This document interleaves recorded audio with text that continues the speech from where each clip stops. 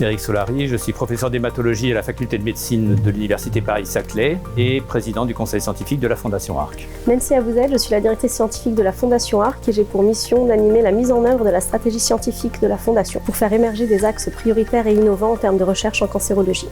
Pour toutes les personnes qui travaillent dans le domaine de la cancérologie, le lien avec le vieillissement est une question de fond et c'est un sujet qu'il est maintenant opportun d'approfondir.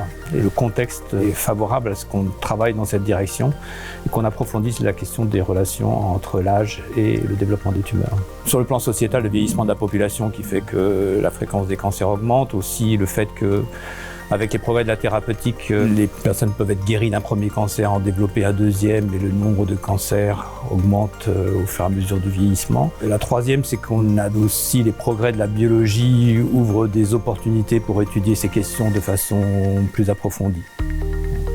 Notre idée à la Fondation Arc, c'est de toujours mobiliser la communauté scientifique, notamment française, pour comprendre quels sont les besoins de la communauté et pouvoir proposer des actions de financement qui sont en phase avec les besoins des chercheurs aujourd'hui pour maximiser l'impact en termes de recherche. Donc notre idée a été de mobiliser toute la communauté scientifique et médicale sur les questions de cancer et vieillissement.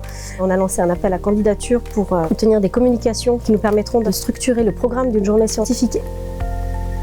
Le colloque va nous permettre de confronter toutes les différentes idées qui ont été proposées et de tirer les axes majeurs qu'il nous faudra soutenir dans une action de financement de la recherche.